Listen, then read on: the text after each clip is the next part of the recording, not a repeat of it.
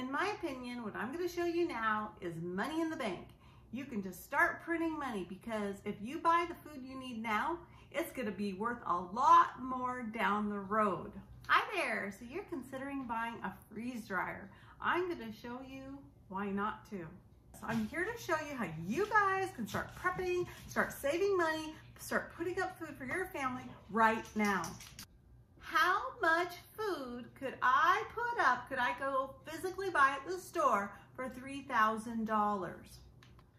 So I'm here to tell you I took $500 instead and I could put up a year's worth of food.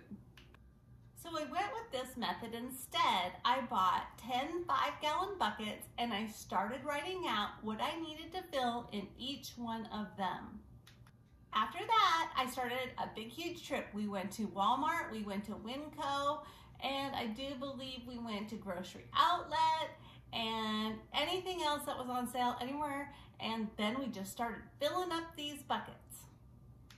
And don't forget when you buy these buckets, if you don't get the screw-on lids, you want to make sure you get this handy dandy tool. This helps you pop those lids right off because I've come to strength to do it. You're also going to need a mallet to hit the lids on top to make them super, super tight and sealed.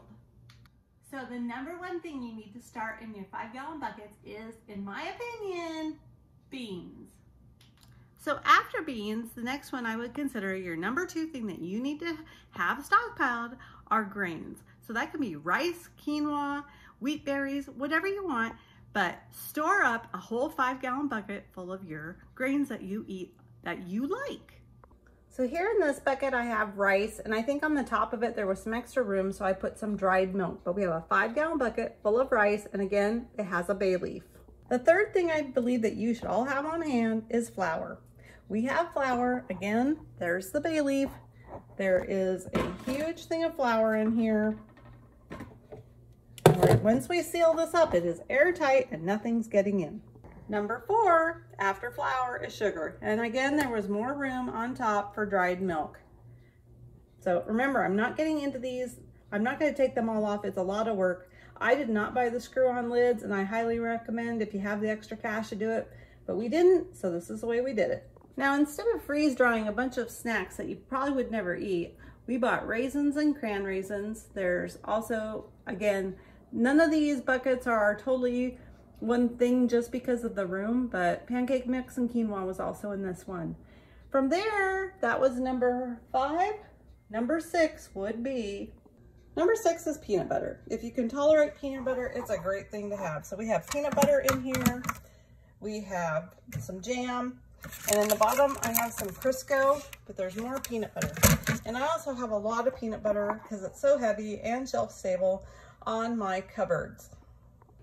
All right, and number 7, put up dry milk. You know, I was raised on this stuff. It's not my favorite, but boy, you can cook with it. You can add it to all ingredients for cooking. You can put it over cereal. It's not my favorite, but again, I was raised on it. So here's your dry milk. You need to have that. This is also dried egg powder. And this is in a 20-year shelf-stable bag that I bought. I also have, on a pinch, I have coconut milk powder. That was also something that was going to last you forever. Baking soda's in here. Baking powder, cornstarch. Again, these are things that you are not using. You're putting them up because this is a more affordable way. The 8th thing I think you should put up is Jello and pudding. Jello, it'll last forever. I mean, I've had Jello in the shelf for 15 years. It's still good. Pudding may not last as long, but still, it's something that's very shelf stable. If you're keeping this stuff in a bucket, it's going to have a very long shelf life. So you don't need to have this in your buckets, but you need some type of fat. So for us, we have tallow that I'll link a video here that I did from our own pasture, grass-fed, grass-finished beef. I did my own tallow after processing. If you don't have that as a something you can do, tallow, make sure you're buying Crisco, lasts forever in a can if you don't open it, and coconut oil, and just things of oil. I don't recommend olive oil because it will go rancid. So back here in my pantry, you'll see I have oil, I have spray oil, I have coconut oil, I have more peanut butter, right here is number 10 is honey. Buy lots of honey. You don't need to put this in a plastic bucket. Buy your honey. And another thing I like to have on hand is syrup. You can use syrup as a sweetener too. You can put that in all types of baking things and it'll last forever. And one of the other cheap things that you can buy to keep on hand, they do not go bad, top ramen noodles, and you can get these from Costco for very cheap, are these hashed brown potatoes. All you do is add water. Whole meal right here, you guys, with some beans, some canned meat. You have a whole dinner for your whole family. When it comes to canned food, I also store these in a dry, dark place. I make sure they're not stacked on top of each other, but we have stacks and stacks of canned meats, canned vegetables, anything else that you can get on sale, put it up, and make sure you're rotating this out like every 2 years. Now, I'm not here to knock freeze dryers. If someone wanted to send me one, I'd surely use one. But what I'm here to tell you is you don't need a freeze dryer. Like everyone is touting on YouTube, you can get by with just some cash in your pocket every paycheck. Go out, start getting your buckets and fill one up. A whole bucket full of beans. Think of how much protein and how long those would last you. That's not going to cost you very much. In fact, at Costco, you could buy one type of beans, pinto beans, a whole bag of it for probably under $20. So there you have it. Get a bucket, start filling them. You don't need a freeze dryer. Start preparing now. The thing with the freeze dryer is you're going to be waiting for harvest to come in, or you're going to be taking your leftover lasagnas, whatever. You're going to be trying to get those stockpiled. It's going to take you a lot more money and a lot more time than to do what I've done here today. So another thing that's a lot less expensive if you want to dehydrate things is to buy a dehydrator. You can get a dehydrator for probably $150 or less. That is totally adequate. I have a Kasori. I'll put you a link below, and I can use that to dehydrate meats. I can use it for herbs, vegetables, fruit, whatever, and it costs nothing. And those again last forever. You can put them right into a jar. You can use a seal meal on top of the jar to make them airtight. They will last you forever. Okay, forever may not be the right word, but a very long time.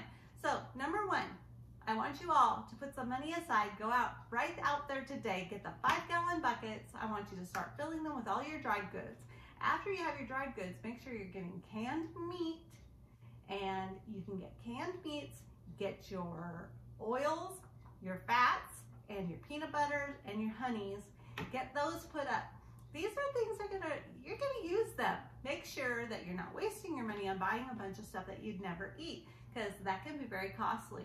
People could spend thousands of dollars on the individual cans and they will probably never, ever, ever, ever open them.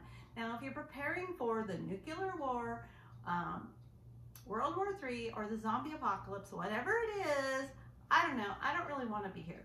What I'm preparing for are natural disasters, okay? I've been there, done that. We've lived in areas where we needed to have food stockpiled up just in case we couldn't get in or out. And this could happen to you. So whatever your reasons are for prepping, start simple. Start with the cash that you have. Don't go in debt over a freeze dryer, and simply just get it done. Be prepared in 2023. So I hope you enjoyed this segment, and thanks for watching Homesteading with Blue Sky Ranch. And like always, like, share, and subscribe, and we sure thank you and appreciate each and every one of you. Have a great day.